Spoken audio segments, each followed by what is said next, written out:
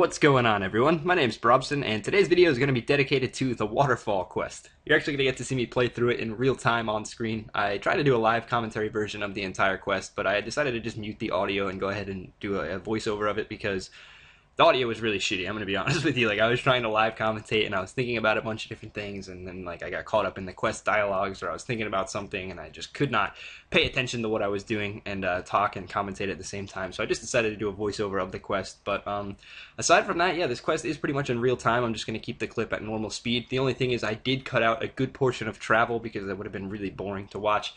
Pretty much the part where you have to travel from the waterfall over to the Tree Gnome village and go on down into that dungeon, and then traveling back from that dungeon over to I forget what it's called, the place like Galariel's tomb where you have to put the pebble in. Whatever. You guys know how Waterfall quest goes. It's a pretty basic quest, and I remember doing it without a guide on my Max Escape from Scratch account, the one that I had before this, Brobson MCFS, and that one was kind of a pain in the ass because I wasn't sure what to do. But this time around, I knew exactly what I had to do, and the reason why I decided to do this quest today is simply because I wanted to get my melee stats up.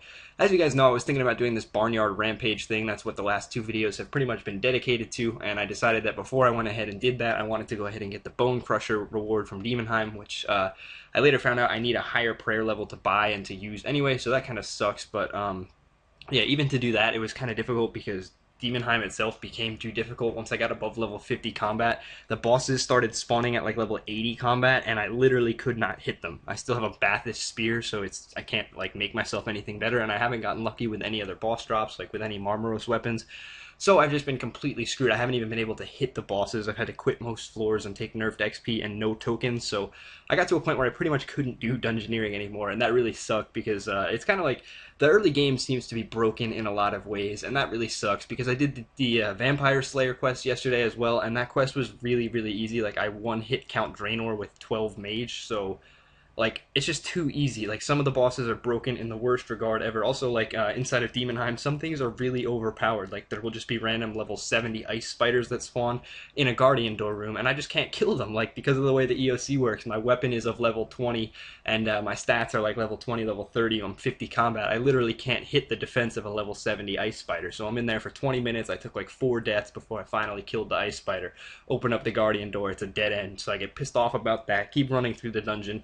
Later find out it's a fucking, like, it's a level 800 unholy curse bearer who hits like 500s. He's like two-hitting me, and I literally can't get a hit in on him. I'm hitting zeros for 10 minutes. Then I rage quit the floor and get like 100 XP for just leaving in the middle of the floor, and I have to start again. And it was really, really frustrating. So dungeoneering got difficult, and I decided that the early game is too broken to continue dungeoneering, and I wanted to get some melee stats up. So the first quests that came to mind were Vampire Slayer and the Waterfall quest. Vampire Slayer because it gives you some decent attack XP. I think it gives you like 5k attack XP, and that's what got me to, I think, level 28 is what you're seeing on screen in the middle of this quest right now. And then I decided from there to go ahead and attempt to do the Waterfall quest as well, because that gives you attack and strength XP, and I figured it would definitely be worth it. I think the reward that I got from this got me to like level 36 attack, so I'm almost at the point now where I can get to level 40, and then I think it can make Fractite or Kratonite, or I don't, one of the tiers, one of the lower tier weapons in inside of Demonheim. So hopefully I can get one of those as a drop, and that will be an upgrade. And at that point, I'll be able to start killing some of the bosses. But my hope was that in completing this quest, I'll actually be able to kill the bosses that are spawning now. Like, I'll be able to kill the level 80 unholy curse bearers, and like even the monolith rooms. When level 15 shades spawn, there's nothing I can do about it. Like, I'm level 50 and I have level 30 defense, so I should be able to kill level 15 shades. But when 2 of them spawn and I attack them to get their aggression off of the monolith, they're just hitting constant 150s and 200s, and I still only have like 900 life points inside of Demonheim because I have no armor.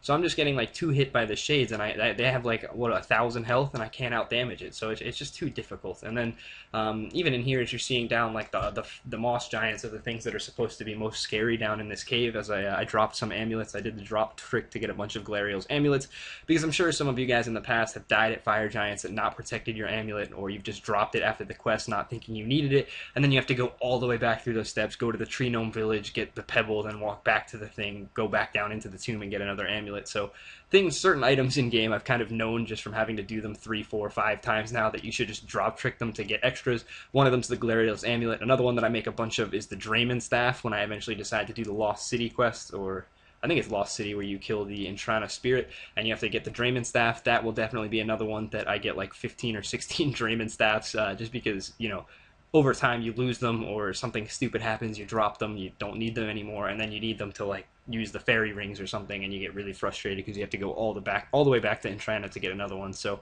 yeah, just those types of things. Another thing that I remembered from the last time I did this quest on the Max K from Scratch series, as you saw there, I dropped the runes that I need. I wasn't sure how many I needed. I thought it was 5, so I brought 10 just to be safe, and it was a good thing I didn't bring 5 because you actually need 6 for the pillars.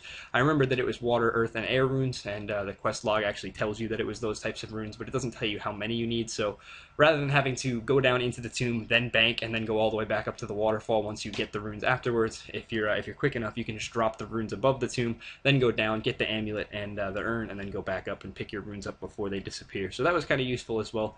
And yeah, all in all, I think this was a much easier quest than I remember it being. And the other thing about doing quests without guides is that they're actually a lot quicker. Because when you stop to read every step of the quest guide, I remember doing that on my main account. I'd like just click back and forth, right? I'd put RuneScape on half the screen and the quest log on the other, and you'd end up reading every single step. And most of it is just common sense. Like, you don't really have to read the quest guides. I guess it does make it a little easier, and obviously they're helpful for the parts that you may not understand or may get stuck on and not know where to go or what to do for puzzles. It's helpful, obviously, but for the most part, it's really simple. Like, you can just follow common sense or follow logic or just follow the dialogues in the quest, and you can do things in-game without having to stop to read, and it makes the quest a lot shorter.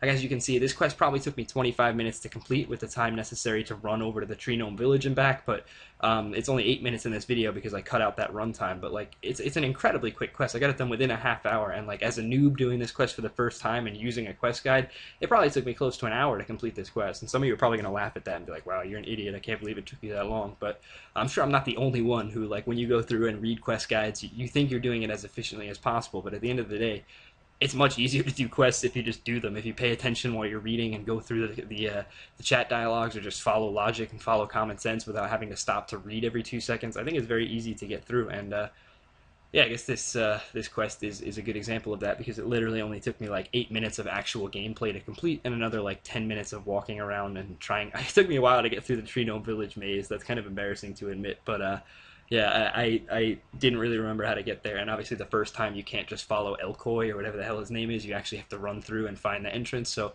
that kind of sucked. But then I talked to Elkoy, and now I believe I have the follow option on him, so I'm never going to have to run back through that maze again.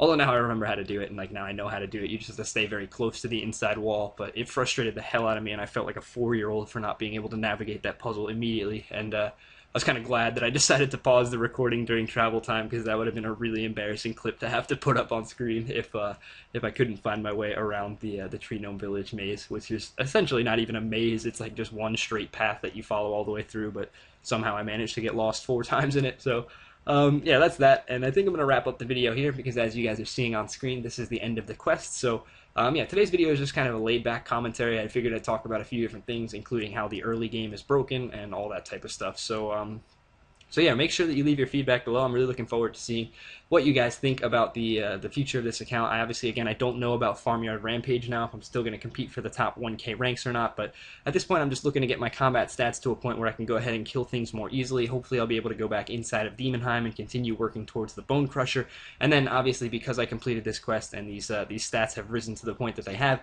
I should be able to start doing the Slayer task easily as well. You guys saw me failing the other day at Turiel's task, like Ice Fiends, so hopefully I have my stats now at a point where I can complete those tasks as well, and I definitely look to go into those things, and especially Social Slayer for Freezy, as soon as I can go ahead and get myself the Bone Crusher reward from Demonheim, which will happen once I do a few more quests and a little bit more training to get my stats to a point where I can kill the bosses. So thanks a lot for watching, guys. Remember to leave your like or dislike below and your feedback, and I will see you tomorrow with a new video.